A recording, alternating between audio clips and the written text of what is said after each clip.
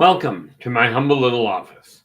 My name is R. Keith Andrews. I'm a spiritual guide and paranormal adept. The journey continues today on February 26, 2023 at approximately 7:27 p.m. PST. Now, this is a little different. This is again Sunday night, so I'm looking at reading part of a saga that I've been writing. Okay. Now, there's a couple of reasons for my reading this particular one. Number one, I am striving to get my focus a little bit better, and also striving to get my public speaking a little bit more clear. It just so happens that because of the fact I've written this, it makes it a little easier to follow what I'm doing, at least for me. Okay. So that being said, if you're listening in, and we definitely are. Philip, how you doing? This is a section where I read out of the Yldrbac Chronicles. How you doing, Joey? Glad you could join us. D-Worm, nice to see you again. So I figured I'd deal with this, okay, and just read another small section out of it, and I'm just looking for where it is. Before I really get into it, though, couple of things to keep in mind. I'm going to read straight through the sections, and then come back. Where, pray tell, is it? Whoop, that is not what I'm looking for, and I was just looking at it here. I think it's on the last page.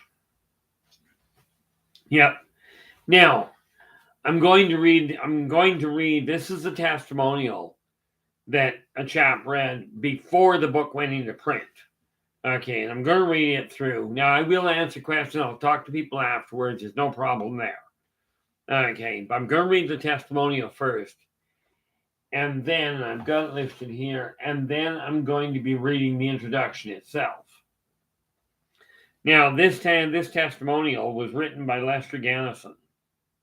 Okay, now I'm certainly able to actually read this before somebody jumps on, oh, do you have his go-ahead? Well, yeah.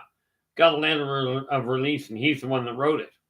So, with that in mind, the testimonial he wrote is this. When we hear the term post-apocalypse coupled with the word future, it conjures up images of a devastated landscape and of an equally devastated humanity.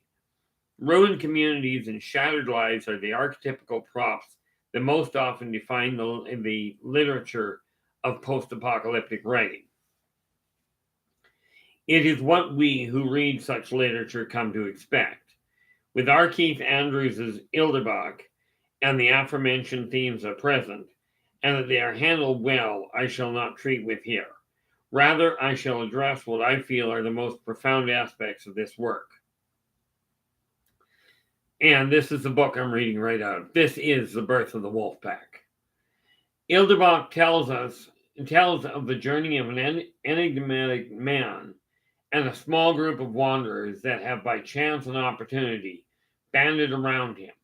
Their trek through a desiccated city with no more than their standard weapons of the day and consummate skill born of a deep will to survive are all that stand between this group and destruction. Compassion is not a common virtue in this world. Aggression and the rapid use of the same is. It is a violent place from the first chapter on. The violence is almost without pause. It is in the management of this violence that the reader feels that R. Keith Andrews shines. It is gory as one would expect, unsettling. You wince and cringe at every tearing stab of bone-jarring blow. The bullets fly like hail in its terrible storm. But it is never gratuitous. The motion picture-like fluidity of the combat and accompanying body could never entirely draw us out of the story because ultimately our concern for the main characters and their welfare and motivations move us with them through the horrors of their predicaments. This is R. Keith Andrews' most profound accomplishment, and it is a notable one. So I would recommend you set aside part of your time of this world to visit this darker one. But a warning, you will not find it easy to leave the world of Yldrbac. Now, that was what he wrote after I dropped off the manuscript when the book was actually only half written. Okay, when I first dropped it off to him, there was only 250 pages to it. It is now 392. Okay, so when he read that, I remember him telling me very clearly. He came back to me and he goes, he told me, he said he was going to read the first chapter and, first chapter or two and then get on with his day. Well, he phoned me in about noon and he goes, I finished the book. Right. And I'm not going to tell you what the punchline was as far as that went, but I asked him, I says, were the 200, I says, I'm pretty sure you got the whole thing. He goes, well, I don't think so. I says, let me ask you, 250 pages. He goes, yeah. I said, was the last word on the last page this word? And I'm not going to tell you what that is. You get to find out what that is when you read the book. Okay, and he goes, yeah. I says, that's where the book ends. He goes, but what happened? I said, that's where book number 2 comes in. So I went through it and expanded a little. Well, a little. By the time I got finished, instead of it being 250 pages, it was 392. Now, this is the introduction to the actual story. Okay, to this particular novel. Okay. In the latter part of the 65th century of the Fourth Age, Nexium Procainon, humans refer to this as the 20th century AD. Tectonic and atmospheric instability continued to increase around the world. Throughout this period, governments struggled to find methods to help their citizens cope with and recover from the natural disasters, while protecting them from the resulting riots. With the media and people in general focusing on broadcasting primarily negative news, people quickly lost almost all hope, thus driving them to do things they would not necessarily do otherwise. The added negative energies produced by this fear further complicated the situation. In time, the world's governments and certain specific individuals began working together to co-create multinational space stations and underground facilities. Subsequently, many of these delicate and/or dangerous research projects were relocated to more secure sites off-planet. During this time, word leaked out that several of the major governments did in fact possess alien technology. Rumors arose of alien corpses and communication with non-human races. Although the governments around the world denied these rumors, speculation regarding the truth continued to rise. As the end of the millennium passed, increasing research resulted in underwater housing. Wind and solar power were also becoming available to the general public. Planetary and atmospheric instability still created multiple problems for these new technologies, as shifting planetary conditions effectively made community planning progressively more difficult. As new stretches of rainforest were destroyed in the name of profit and research, new organisms and diseases were reintroduced into the ecosphere. This situation was accelerated by new processes of fracturing the Earth's crust and digging deeper and deeper into the Arctic tundra and ice. Of note, unbeknownst to the people in charge of this underground exploration, the deep penetration of the planet's crust caught the attention of things long buried. All of this raping of the planet was done with apparently little to no regard for the planet itself.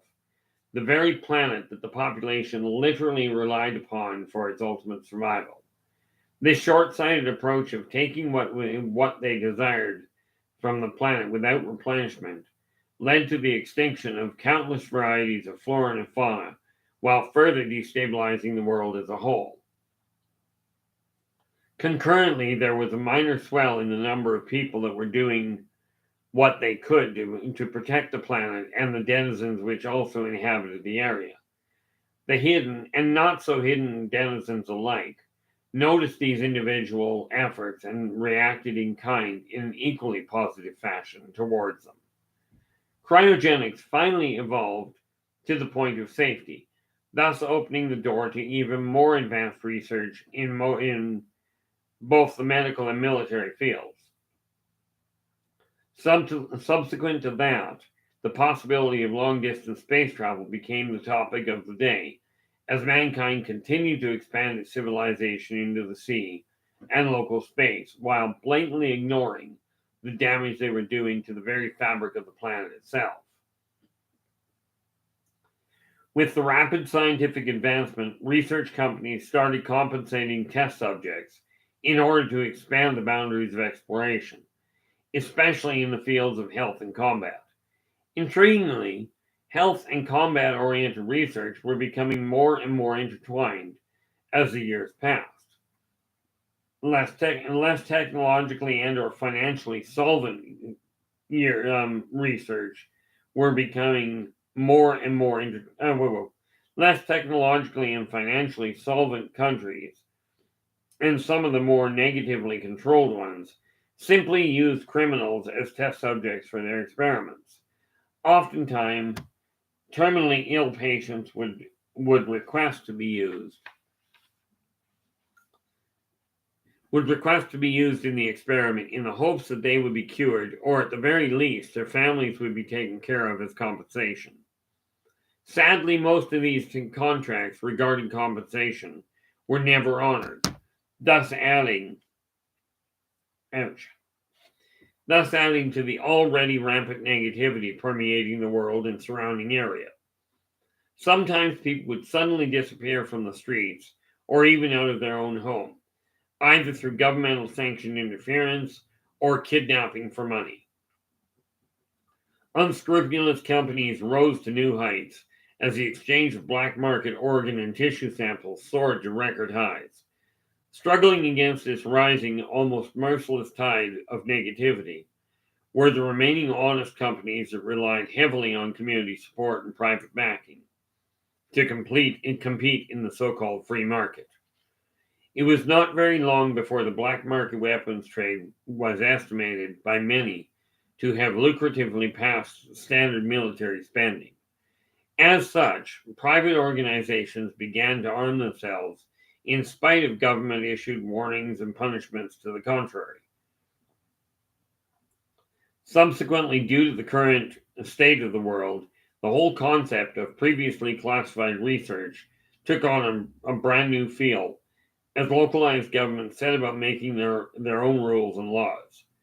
Consequently, formerly secure buildings were breached and the research contained within acquired by any means necessary by whomever could obtain them first. The results were mixed. Within the first half of what humans refer to as the 21st century, high security prisons became obsolete, as dangerous criminals were unilaterally used for experiments spanning the entirety of this same period. Some terminally diseased patients were cryogenically frozen indefinitely while cures to their respective diseases were researched further. In many cases, the patients and or their families were intentionally led to believe that an illness was terminal, when in fact the company in question simply desired more test subjects. Cryogenic time trials were also used to further facilitate the possibility of extended space exploration, because the dangers of refreezing had to be understood as completely as possible before space travel could be safely implemented. As science and medicine advanced, so did the development of cybernetic and cloning, gene splicing, repair technologies. Even the fields of natural health and energetic healing were relentlessly explored. Some of the more clandestine experiments were carried on out of sight of the general public. Chemical and psychological experimentation were widely used to enhance a subject's abilities, and sometimes to deliberately unleash or provoke new ones. The plethora of results from these experiments were horrific and numerous. Inadvertently, in some instances, these subjects became incredible mental and or physical. Well, these subjects developed incredible mental and or physical abilities, though the sacrifice of the greater majority of them was enough to make most of the remaining survivors wish they had not survived at all. Early in what humans call the 21st century, long-range committed hobbyist telescopes and sensors in the southwestern part of the northern continent, currently occupied by the United American States, reported the imminent arrival of incoming extraterrestrial craft and or major asteroid impacts. These discoveries were quickly confirmed by major research centers around the world. As a result of this new information, preparations were made accordingly for every suggested contingency of this historical first meeting. Unbeknownst to the regular governments of the world, civilian focus groups and individuals alike developed their own plans and specialist networks. In tandem, the peoples of the planet were also planning for the possibility of an asteroid impact and subsequent earthquakes and other natural disasters that were almost certain to follow. Shortly thereafter, a huge cylindrical ship, several miles in length, arrived in the solar system, remaining concealed from the general public by use of what would later become known as the oscillodensification of the tri-transtemporal equipolarity, or OTE equation, releasing a number of smaller cylindrical ships with two visible banks of windows running the length of each. These ships entered the atmosphere, mostly undetected as people seemed to be too caught up in their own lives to look around, much less up. Initial contact was made with the governmental leaders around the world, as the occupants revealed themselves to be Thrasazians, a reptilian-appearing race, standing 7.5 to 8.5 feet tall. Even so, some of the Thrasazians were concerned that things would not go as planned, and thus breaking protocol, a very bad thing in Thrasazian culture, made direct contact with a select few of Earth's more open-minded individuals. Secret meetings were organized by the Thrasazians, usually remote areas or underground, in order to warn the peoples of Earth of an impending invasion by another highly aggressive off-world race, the Teklak, with clearly mixed results. Many agreements and contracts were signed between the human governments and the Thrasazian peoples regarding new technologies in the medical and defensive industries. However, the human governments in almost all cases did not take the threat of invasion seriously and subsequently did not honor their contractual agreements.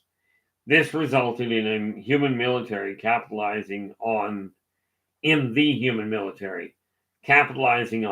technology, thereby developing new ways to harm each other in their own misguided quest for power.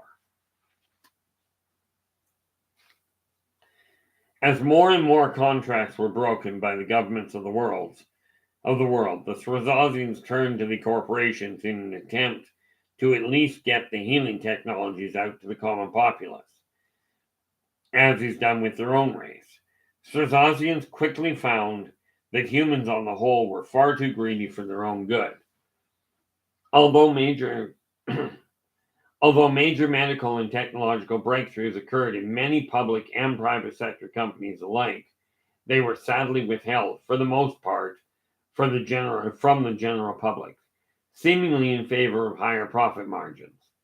As a result of the discovery of this greed, some of the Swazians were instructed by their own council to make contact with individuals in order to help the human race a little at a time. With the overall secrecy of the first contact being set aside, some humans took the time to learn the Swazian native language and customs while exchanging similar knowledge of their own ways, thus building a much greater mutually beneficial connection with the offworlders, albeit often by bypassing traditional avenues of contact and communication. As new theories and perspectives were slowly becoming accepted by the masses, there was an extensive overhaul and restructuring of the legal system, subsequently drawing humans closer together as a race. As the general population worked in unison to figure out the way in which the world was working, as chaos began to grip the world, small groups formed their own enclaves within existing communities. Sometimes this resulted in peaceful relationships and mutual prosperity, as class differentiation became less and less of an issue. However, much more visible were the major conflicts that erupted as those positions of power fought to maintain control. As those in positions of power fought to maintain control. A few years later, the aforementioned impending threat to the world became devastatingly apparent, as combat scouts from off-world disabled space stations and satellites alike, effectively grounding the human space program. Too late, the governments around the world realized the Swazians had in fact been right all along. Emergency evacuation of the remaining space stations saved some of their population. Saved some of their population and some research materials. Though the greater majority of both were unfortunately lost. During this first wave of attacks, debris, including security containers of research material, plummeted to the earth, creating massive destruction on a global scale. With communication now compromised and therefore crippled, the net became the world's main information source. As a result, resorting back to old computer hardwire BBSs, bulletin board systems, and ham radios help people to stay at least somewhat connected. Media coverage unilaterally collapsed as relay satellites from every country were eliminated. Hence, uncertainty and rampant speculation escalated beyond recent recollection. Modern civilization rapidly destabilized as governments and individuals alike tried to cope with the new threat. As the Tekle main force arrived in orbit, they obliterated many of the ground-based research centers and other facilities containing contaminants to fill the air, further destroying the surrounding ground cover. Worldwide chaos ensued, governments collapsed, disease ran rampant, and differences in race and or perspective,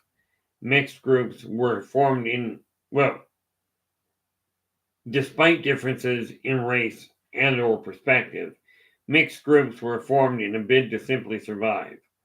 It did not take long for the Tekle landing parties to establish footholds around the world. Nearing the middle of the 21st century, global war broke out in a new plague-like situation. Many of the ancient races whom had been previously living beneath the Earth's surface slowly began to emerge above ground. They began to reconnect with humans and other races, thus establishing a new social structure inside the existing one. Permanent communities were subsequently created. However, the wars continued. During this tumultuous period, protected trade routes, often by mercenary groups, and signed treaties were established. With the war for control of the planet in full swing, a damaged starship of unknown origin crashed into the Onekagan Lake in Kanda, sparking yet another wave of local disruption. In time, the global war ended, as society set about rebuilding itself. This last war soon came to be known as the Great Collapse. Thus, the Fifth Age, Ekonzeitzeiten,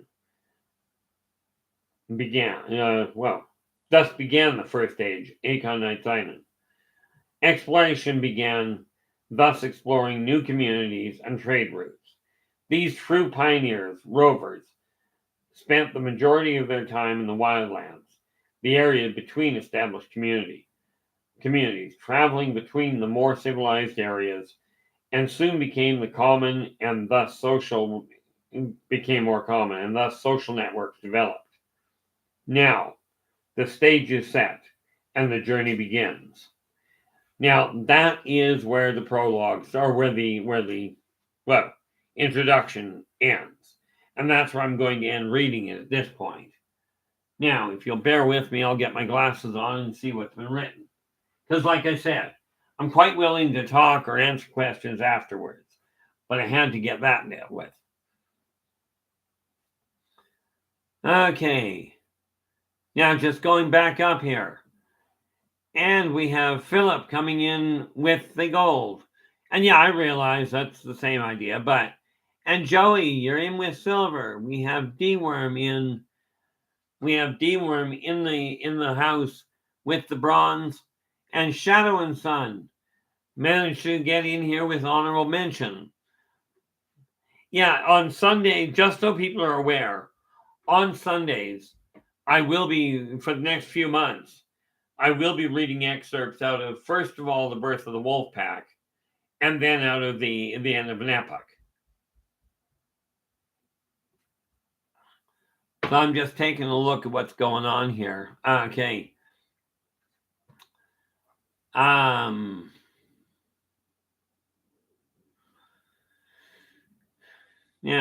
here we go. And Philip's just going, I'm listening while working with photography. So I'll be in and out. That's great, Philip. I appreciate that. Now, just before I get any further into this, I just want to bring something to your attention specifically, Philip. As suggested, I talked to Dave Scott out of Spaced Out Radio because of the mess we had at the last show. Hi, speaking of Spaced Out, let us see here. We do have to get, and this one, in this case, this is precisely why. Don't take this personally, whatever you do, Philip. Dave offered to step in, and he knows more about this than I ever could. So, this is why when I backed you out of it and put you back in, I still really appreciate your stepping up to the plate. And thank you so much for that, Dave. So I've just added Dave in as managing a moderator, simply because he knows things that, well, frankly, I haven't got a clue. Okay. But I figured I'd read this part of that section, just the testimonial that Lester wrote, right, to give you an idea of what a reader before this ever got to print turned out to be. No, Philip, that is not the last word. And no, I'm honestly not going to tell people what the last word is. But rest assured, there is a last word. So where are we here?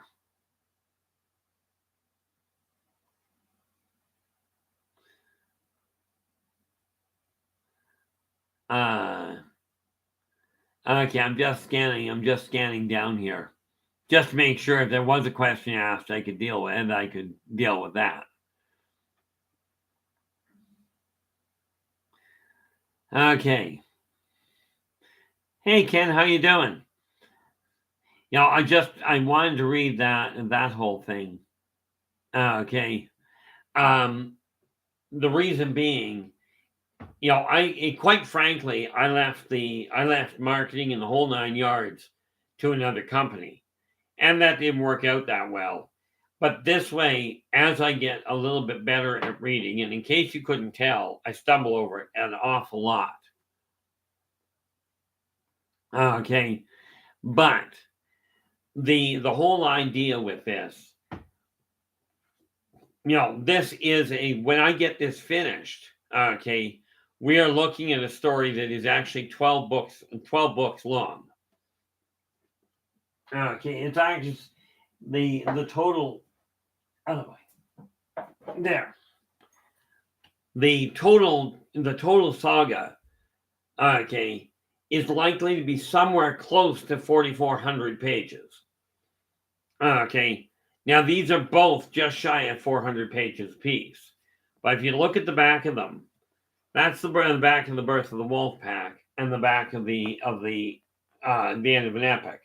And as you can see, they line up, at least reasonably. Okay. Well, the same thing happens when you take a look at the end cover. The 12 books together will create a complete collage, as well as a solid spine. Okay.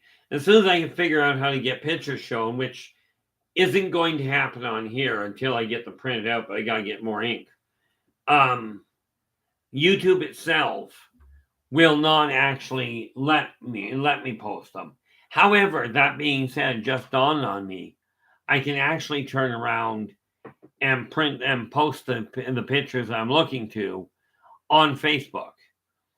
Now I'm just reading down here. Philip has just said, my grandpa read like that. My grandpa read like that too. He read too fast by eye, so difficult to read out loud. It didn't help that he had dyslexia. It sure did. It made it completely confusing. Hey, Forensic, how you doing? Glad you could join us.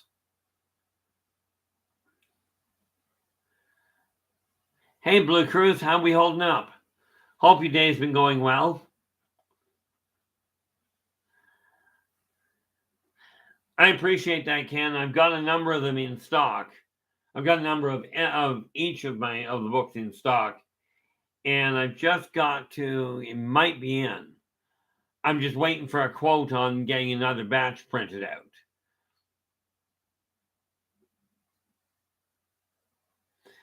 YJ's just going. Everyone who knows our Keith, if you call the local library and request, they get it in all. Oh, I appreciate that, YJ. I didn't even realize that. I'm just rereading that again. I stopped myself halfway through it, but that's a fantastic idea. YJ has just written in, everyone that knows our Keith, if they call the local library and request they get it in all of our Keith's books, it may help boost your sales. I really appreciate that, YJ. I got to be out and about tomorrow anyway, so I will absolutely take them down to the library and see if I can drop something off there for them. See what the procedure is anyway. That's an excellent idea. I really do appreciate it. Like I said, guys, even in this chat room, I really find I get a staggering amount of support that I honestly don't get very many places, with the one serious exception of Dave Scott's Spaced Out Radio. Okay. The reality of it is, the actual story, the Yldrbac Chronicles, the storyline that I read last week, is the original storyline that I wrote when I was back in grade 10. Okay.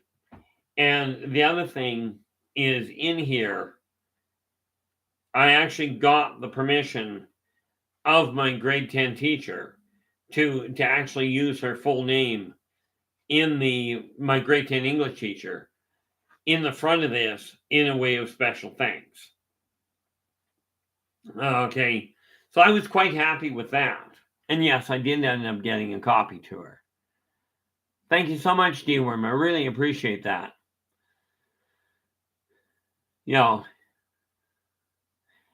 It's taking a while. I'm behind on the third book, but quite honestly, it's because I got really badly sidetracked. I got hit with depression when I found out just how badly I've been shafted by one company in particular. Not a good way to respond. So now I'm pushing forward. And of course, as soon as I'm done with the stream tonight, I'll go back to writing more of the Return to Paradise, which is now, understand, I wrote this. The Birth of the Wolf Pack actually comes at the end of the story. If you go back to last week's broadcast, okay, you'll find the original story. Okay, that I actually built this on, and it was written back in grade 10. Okay, but when I got to this book, I was playing Dungeons, or actually I was playing Aftermath with a group of gamers. And again, in the front of the book, okay, I can literally go in here. The gamers that actually are responsible for it, okay, and I'm not giving you full names. I simply gave first names. You guys get to figure it out. Okay, if people, if you guys know these people, that's great. Okay, but this was the early 1980s gaming crew that I was with, which was Andre, Dan, Dave, Craig, Ed, George, Hans, Ken, Lorraine, Sandy, and Taurus. Then in the late 90s, I got involved with a different set of gamers. Okay, those being Carl, Daryl, Eldon, Gail, Gary, Gord, Jay, Martin, Mike, and Phil. And then, of course, in today's world, okay, I've got Les, Phil, and Terry. And all of these people were instrumental in getting the characters built. Okay, because every one of the primary characters was built by a different player. Now, what do I got here? YJ says depression can be like that. Moments before the trampoline springs, it springs you back up even higher. And then Philip goes, depending on how well you can tap into your past lives, I'd love to read some of the books from ancient Greece and Rome that were destroyed in later centuries when people went crazy with book burning. Well, do I remember them? Yes. But what did I actually, do I remember the past lives? Certainly. But the past lives I primarily remember there, Philip, I spent 4 lifetimes back to back in Rome. Okay. From right at the turn of the century, then it went on until the gladiatorial uprising. Okay, and I went into many. I was a senator for 60 years in ancient Rome.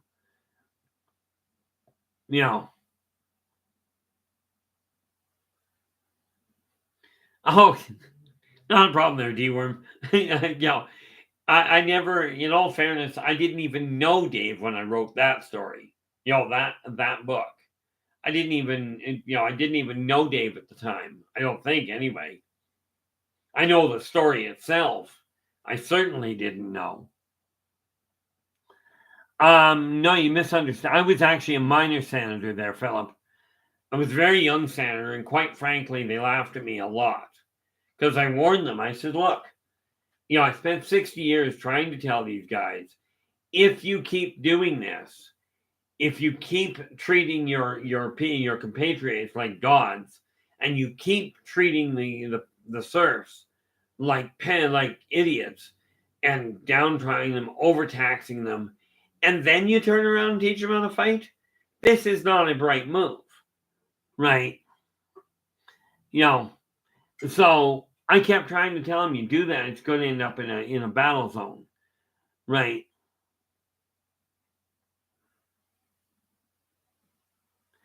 Let me just think here. I remember bits and pieces of it. It wasn't as cut and dried as what they said. I was not one of the senators involved in bringing that back together.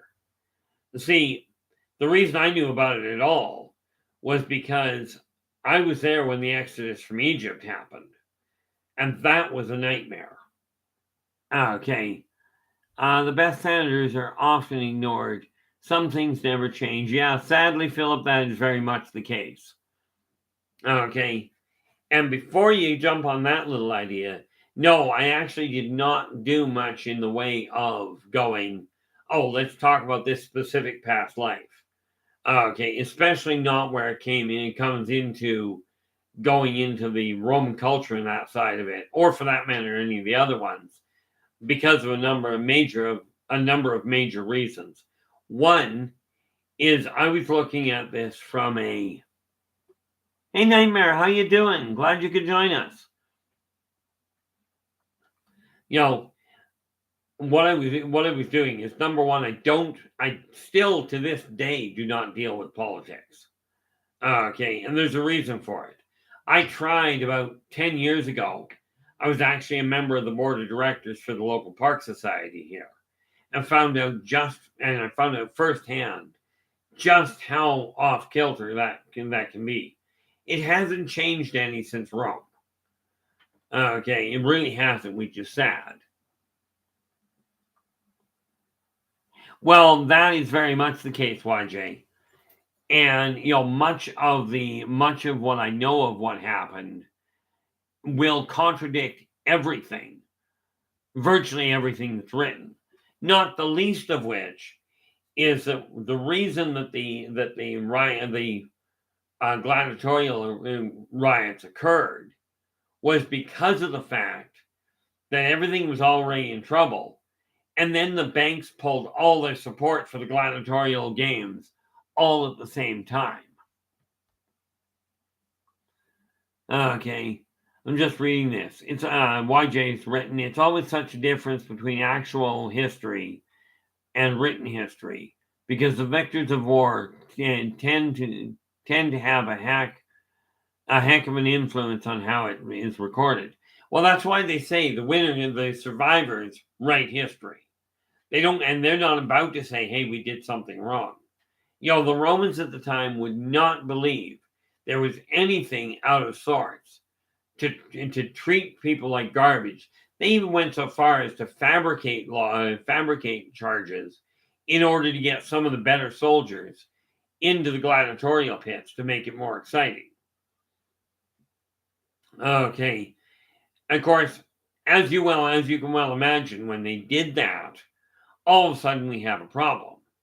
Okay, because now the generals are feeling like they've been crossed, and now they're looking for revenge. And take a bunch of disgruntled serfs, put a military general that knows how to train them into the gladiatorial pits with them, and make them rely on each other for survival. Can people not see where this was an absolute disaster waiting to happen? Okay, so what ended up happening from my standpoint, when I started writing this, I was told to write, the project was write a story outline. Right. So I wrote the story outline, brought back to the teacher. Now, bear in mind, the story outline was 11 pages long. Okay, and that's the one I read last week. Okay, but when she came to me, she asked me, she goes, "Do you have any idea what you wrote?" I went, "Yeah." As I wrote a story outline, it says, "Granted, it's going to take several volumes to write it, to flesh it out properly, but it is a story outline." And she goes, "No." And she goes, "Well, yes, but what you wrote is an epic poem." I says, "What, pray tell, is an epic poem?" She goes, "An epic poem is something that has not been taught since the middle 17th century." I'm like, "Oh." And then she turns around and goes, "You're going to end up making your money in writing through writing." Well, here I am, 59 years old. Now, that was written when I was about 15. So here I am, almost 45 years later. Okay. And we have This book takes place right after the end of the original storyline. Okay. This one, when I talk about it coming in right behind it, I literally took the last chapter or about last partial chapter of Birth of the Wolfpack and used that for the prologue to the end of an epic, because it seemed reasonable from my way of looking at it.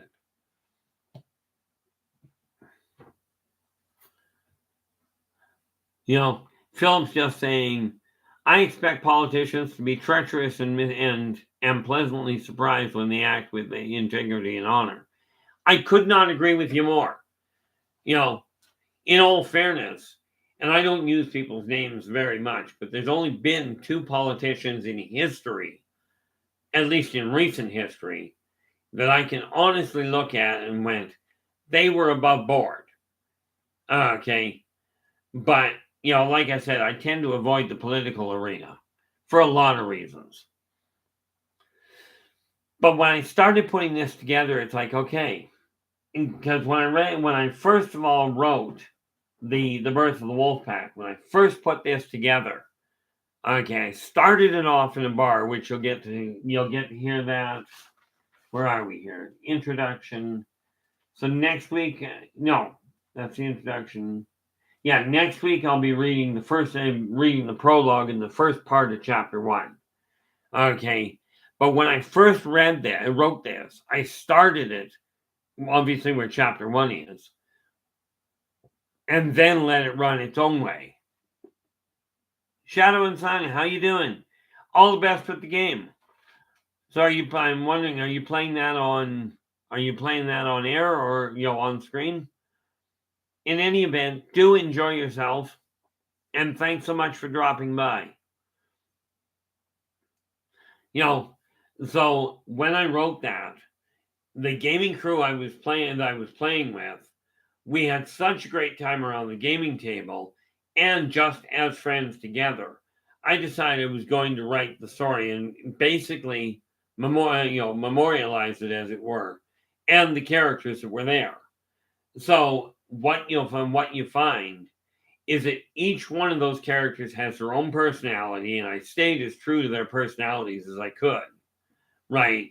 Because I've lost contact with literally all the gamers except my current crew.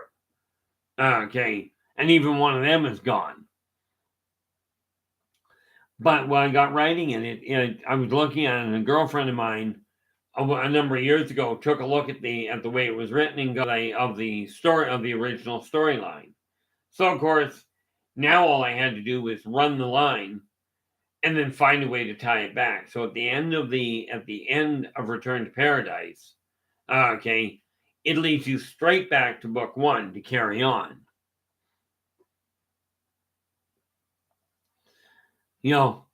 That's just the way that goes. Oh, I can actually do that. Where are we here? YJ, I'm going to see what I can do about accommodating that little possibility for you. Shadow, where is Shadow? Oh, all the way down here, we go to Shadow. And this is Shadow's line there, YJ. Like his room. Okay. There's the link to his channel. That should help. At least I hope that's what you're looking for. It's the only one I personally have. So I do hope that helps there, YJ. But yeah, I ended up writing it and I went, okay. Not a problem there at all, YJ. So I wrote it that way. Okay. And then I found a way to link it together. So now I'm in the process of writing all of the books at once. Okay. So it's going to be one of those things that's just ongoing. Not a problem there, YJ. This is the thing. There's 8 billion people on this planet. In my opinion, there is no reason not to send you to him. Let's face it, I am not the best of the best. Quite frankly, I do not rank myself very high at all. That's for somebody else to do. You know, it's like I was telling somebody one day, I said, look, I don't desire to be on a pedestal. And the person looks at me and goes, look, Keith, you're not going to be able to stop that. Okay, some people will put you on a pedestal. The key is never permit yourself to see yourself as being on that pedestal. Okay, so, and it's like this. I was already approached by one company about getting this actually translated into Italian, into German, and a couple other languages. But I'm waiting for them to get back to me on it. Okay. What do we got there?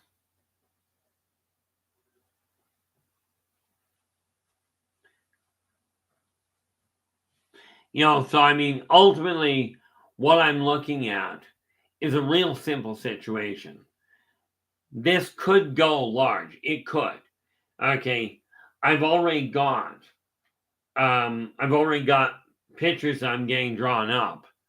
Okay, that I will be able to turn into posters and what have you.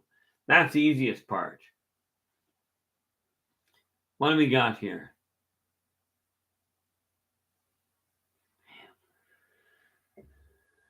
I should actually have that up on the bigger screen because, quite frankly, cannot see what I'm looking for. Oh, that's there. Okay. Oh, I need to be in YouTube, not in anything else. YouTube, where are you? Right about there. I'm just trying to get this pulled up on top where I can actually read it a little easier. There we are. And we bring that online. And all you got to do is wait for it to kick in.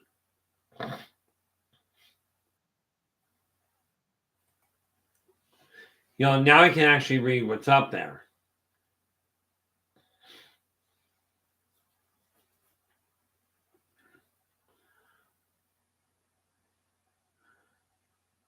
I do appreciate that, YJ and D-Worm. Very, very much appreciated. The sad reality of it is, like, if you take a look at it now, just a couple of things. I'll go into more of this later. But when I wrote this, okay, this gentleman right here, because I knew him quite well, this is Jeremiah.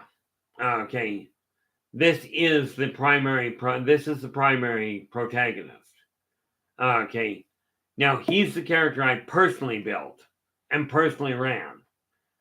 And then we have on the back cover, we have Tanya Jan Scott and we have Wilhelm Schunter.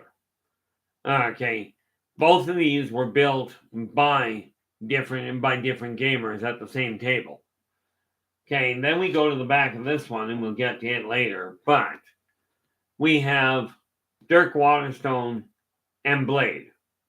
Okay, all of these guys have their own personalities. I'll go into those at another time. But right now, it was just a question of getting the introduction done. Okay, now, oh, look at that. We are pushing another hour, and I'm probably, considering I haven't exactly had dinner, I really do appreciate you guys joining me. Like I said, this is a question of figuring out how to talk a little more clearly and not stumble over my own words.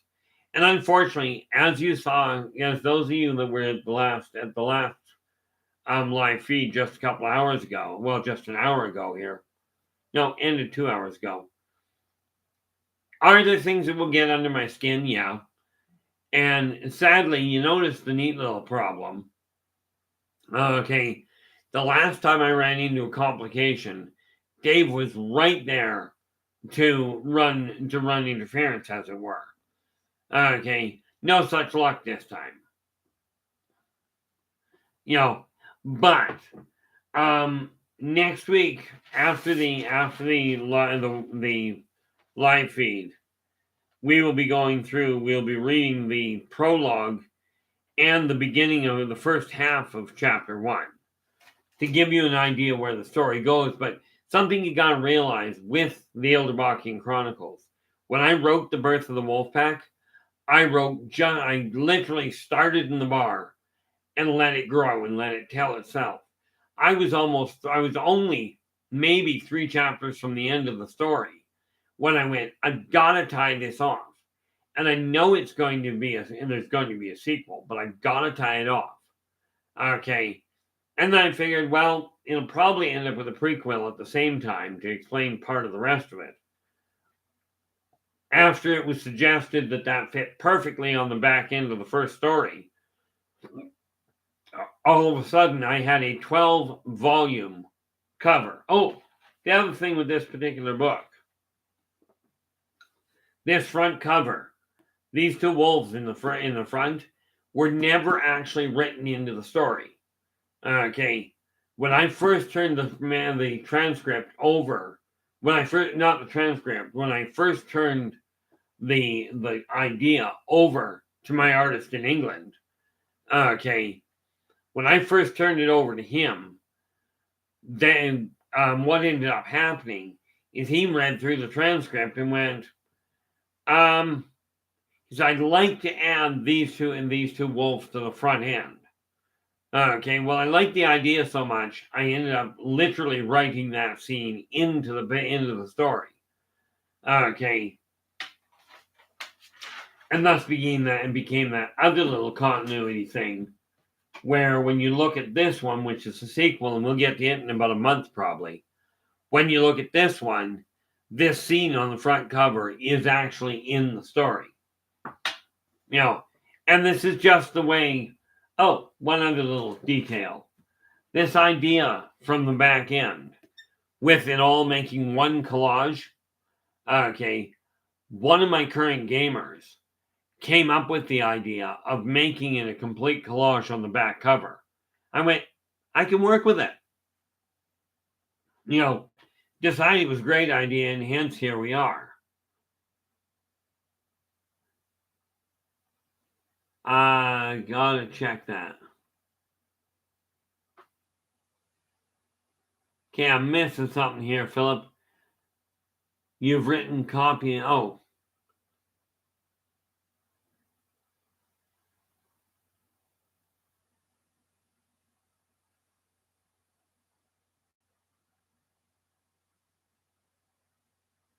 Oh, okay, that's what that was. Okay. But anyway, people, I really appreciate you joining me today. And next Sunday, like I said, I'll be reading the prologue and the first half of chapter 1. Okay. I've still got a number of weeks where it comes to the birth of the Wolfpack. Oh, not a problem there, Nightmare. Friend, like I mentioned, I love the fact you guys help each other in the chat room. I don't consider that a problem. What we had earlier today, that was a problem. But you guys, I really do not mind it at all. As a matter of fact, I frankly encourage you to. But I do have to bring this to a close because I can talk for hours in circles.